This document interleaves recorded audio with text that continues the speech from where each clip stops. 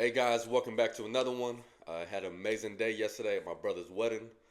It was a God ordained marriage, wedding, every single thing about it. Both families coming together.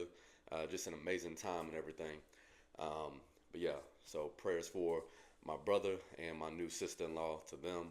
Blessings over them each and every step of the way and keeping God first. Today, I just wanted to bring a message to you all talking about how success can affect our preparation. All right. So success is a great thing, but I think when we get a success allowed to bottle up to us or get to our heads, or you start letting pride and your ego get in the way, or being boastful about stuff, it can affect the way that we prepare about things in everyday life, and that goes with every single realm of life that we talk about, whether it's your relationship with your spouse, with your kids, with school, with work, the career path that you're looking at, like someone that plays sports. All right, like you see a lot of teams out there that have success. They're starting to win games. They're starting to gain traction. So you start falling into the mentality of, oh, we already got this. We already won. We're already this good and all that type of stuff. And you don't prepare the same way that you've been preparing the whole time to get you that success. All right, I coached my son's flag football team back in September. It was fourth grade through sixth graders, and I was the head coach. We went undefeated. We won the whole season, but there were, especially that middle of the season when we were like 4-0, 5-0, and all that type of stuff. I can see the kids start getting arrogant out there on the field, be like, we already won the game, we're undefeated, we're going to get them.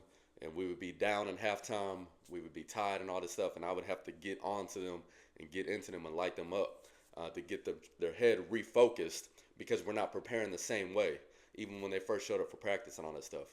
And that can happen to us in every single realm of life. Like, we can have a successful marriage, be like, oh, we've been married 5 years, everything is going good.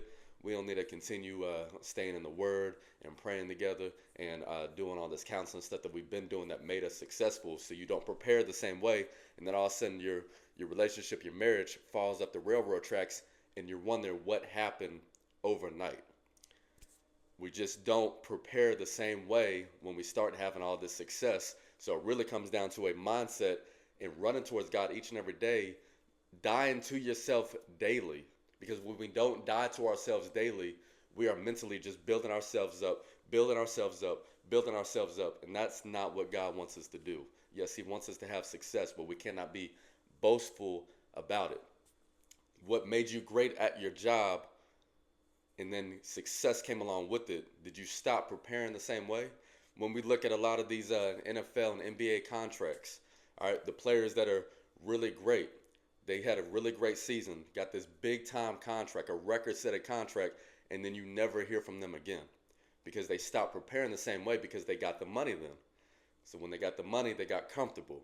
So when we get comfortable, we start to settle. We cannot settle in the things that God has given us and God has blessed us with. We got to keep working at it. All right, so Proverbs 16:3, commit your work to the Lord and your plans will be established. But you have to commit your work. All right, it doesn't say stop your work when you get the success. You have to commit to it. So that commitment is a daily thing. Dying to yourself, relinquishing your will over to Him, and your plans will be established. Philippians 4:13, we all know I can do all things through Him who strengthens me. All right, but He cannot strengthen us if we are trying to strengthen ourselves, strengthen our own ego, strengthen our heads, whatever the case may be. All right, so don't allow success to affect your preparation and whatever it is that you're doing in life. All right, keep God centered at it. Keep grounded within God. Get in the Word. Pray. Keep the right people around you, the accountability partners, and all that type of stuff. And watch what God does for you, man. So I hope it blesses somebody. I hope it changes somebody. I hope you go out there, get somebody Jesus, make it a great day, make it an amazing day. Love y'all, and I'll see y'all on the next one.